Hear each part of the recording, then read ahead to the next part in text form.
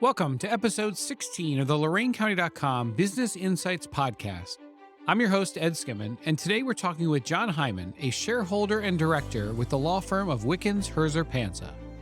Join us as Jon talks about navigating the intersection of law and business growth, providing an overview of Wickens' comprehensive services for small to mid-sized businesses, from business acquisition to litigation. He'll share insights on the implications of artificial intelligence and technology and the unique challenges within the craft beer industry. Jon also shares his personal journey to Wickens Herzer Panza, his engagement with social media, his blog, and the podcast that he co-hosts with his daughter. I have a long history of working with Wickens Herzer Panza. Over 20 years ago, they wrote the incorporation papers for LoraineCounty.com. They were located in Loraine at the time, and I was fortunate enough to attend the grand opening when they relocated to their current Avon office building. That stretch of Chester has changed a lot since then. Here is my conversation with Jon Hyman.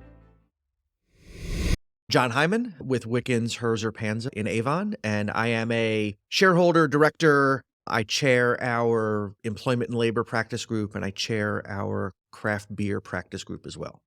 We will come back to both of those. Fantastic. Welcome, Jon. Thank you for joining us. Could you provide an overview of Wickens Herzer Panza and your areas of practice? Sure. We are a full-service law firm for small to mid-sized businesses. We like to say that we can outbig the smalls and outsmall the bigs.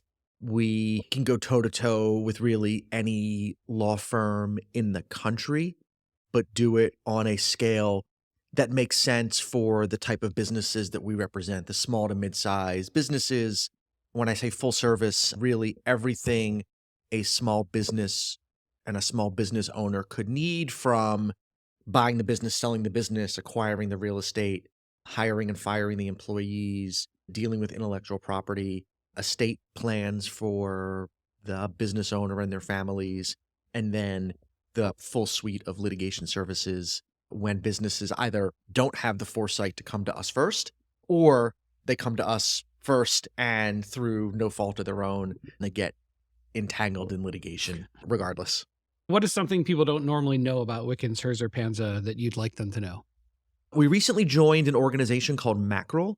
It is an international network of like-minded and vetted law firms. So it opens us up to over 90 small to mid-sized law firms all over the world, including in jurisdictions all over the U.S.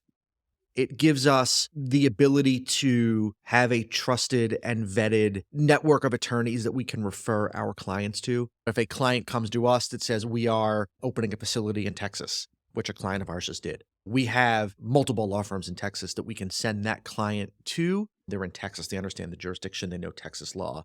I have a client that's opening an operation in India. How would you go about finding a law firm in India to refer a client to? I can do that now. And it's with 100% confidence that it will be handled the same way we would handle it, with the same level of responsiveness that we would handle it with.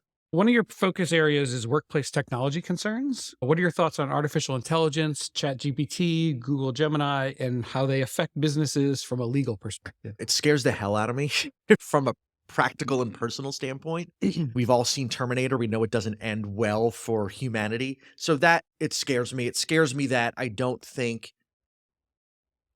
when you watch congressional hearings on social media, which is not an overly complex area of technology to understand and grapple with, and you have senators and congressmen struggling even to get the terminology around social media correct, and now we're expecting them to wrap their minds around very new and very complex and very nuanced technology like artificial intelligence, to give it the regulatory framework it needs to stop Terminator from becoming a reality.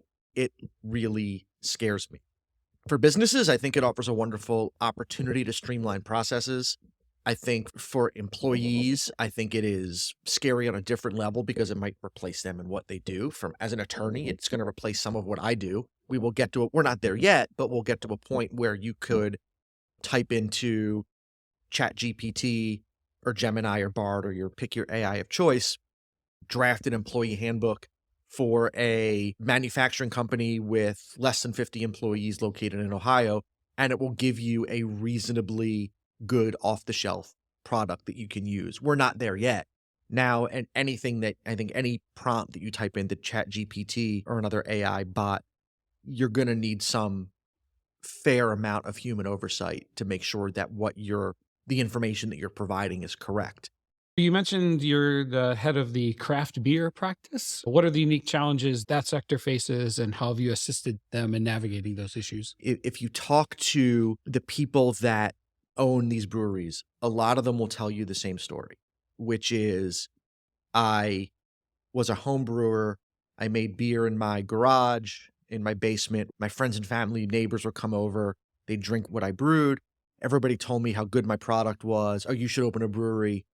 I opened a brewery, found a space, leased some space, put a small brewing system in, and now I'm a business owner. But you're a business owner in a highly regulated space that has a lot of rules and a lot of regulations and a lot of risks and a lot of liabilities. And a lot of them struggle with transitioning it from the hobby of home brewing to the business of manufacturing and selling a product in a highly regulated industry. And that is by far the biggest challenge that I face, is the educational piece, is getting the business owner, the brewery owner, to understand that you have challenges here. You have real risks, real liabilities, and challenges you have to overcome. And part of the struggle from my perspective is that it's also, particularly post-COVID, it's a tight margin industry. And so you've got to spend to eliminate some of that risk, but then having the capital to make that investment in the legal spend, in the accounting spend, in the technology spend, the things you need to run your business like a business, isn't always there at the level it should be for the type of business you're in. So one of the things I've done to help alleviate some of that financial burden on the brewery owner is I've created a fixed fee product. I call it Craft Beer Counsel on Call. It's a monthly fixed fee that gives the brewery owner kind of certainty in what they're going to spend per month on legal services, because I feel strongly that most of the business owners in that space need some amount of help to get their business running the way it needs to run in that industry. And I don't want the finances of, I don't know what this is going to cost me. Can I even afford to do this right? I don't want that to be an impediment to them running their business correctly. Let's switch over and talk a little bit more about you. Sure. What led you to Wickens Herzer Panza? What is your background? I've been a practicing attorney for 26 years. I've bounced around to a couple of different firms all over town. What led me here was an accidental acceptance of a phone call. I was sitting at home during COVID. My cell phone rang. The caller ID said potential spam, which I 99.999% of the time hit the red button. I accidentally hit the green button, and it was a legal recruiter on the other end of the phone. And she said, Wickens is looking to fill a need. They need someone to come in to take over their labor and employment practice. Would you be interested? And I wasn't really looking. I was at a firm. I'm a West Sider, but I was actually practicing at a firm out on the East Side. So the geography was super attractive to me. But other than that, I was happy where I was. There was nothing telling me I needed to switch firms. Said, let me think about it. Hung up the phone. Went and said to my wife, I just had the oddest phone call, and she's like, take the meeting. What do you have to lose? So I took the meeting, and 6 weeks later, I was sitting in my new office. It was, hands down, the best professional decision I've made in my entire career. So in the time you've been here, what are you most proud of accomplishing? Launching the craft beer group, I'm really proud of, because it's something I had to build from the ground up. And then getting to the point where I'm now in that industry, networked, not just around the state, by going to conferences and meeting people all over the country. So I'm heading out to Vegas for the National Craft Brewers Conference. It was in Nashville last year. I spoke. I'm going to speak again at the conference this year. So getting out and meeting the right people to build that practice from the ground up, to where they say it takes 5 years to build a legal practice from scratch. This is the start of year 3 for the craft beer practice, and it's starting to take off. Internally, I've now taken over a role with marketing and business development within the firm, and to work with our younger lawyers to help them start thinking about business development intentionally, to help them grow into the next generation of rainmakers for the firm. I'm super proud of that as well. You mentioned you were very active on social media, and I know you have the ohioemploymentlawblog.com. Tell me about those. The blog I've written for 16 years. I write Monday through Friday. After 16 years, I don't call it autopilot, but it feels like autopilot at this time. People ask me all the time, like, how long does it take you to write a post and where do you find the time? And the reality is I'm not like, the goal isn't to write a journal article. The goal is to find something of interest and then write a quick, and this is why it matters to your business. And this is what you can learn from this. And it writes itself in 20 or 30 minutes a day. Over the last few years, however, that has pivoted to where the blog used to be the main focus and things were auto-posted to LinkedIn. I've now shifted my focus to use LinkedIn much more intentionally as a business development tool. And so now everything still gets posted on the blog, but I now write for LinkedIn and create content specifically for LinkedIn. And that's really become the main focus because the blog felt like an online magazine. LinkedIn feels like an online community. And from a business development standpoint, that to me feels like a much better use of my time.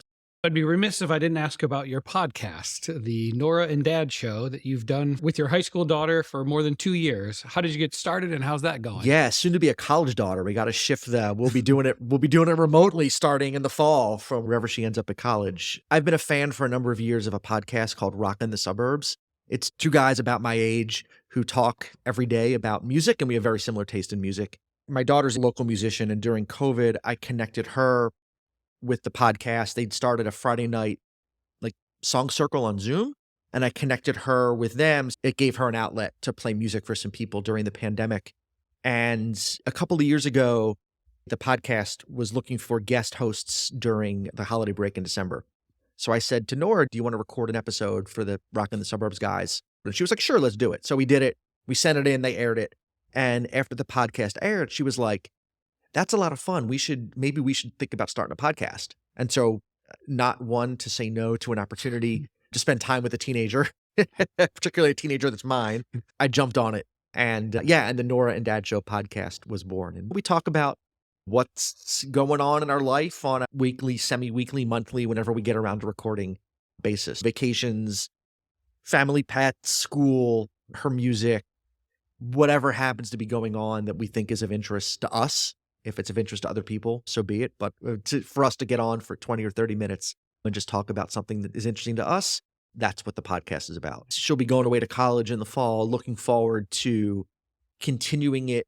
It'll help maintain that connection while she's away at school, but then also seeing thematically how it evolves with her not living at home anymore, with her being away. Outside of work, what are some activities or hobbies that you do and how do they help recharge you for your work? It's a lot of music. Mostly music with my kid, because she's an active local working musician. And so we spend a lot of time hauling her to and from gigs.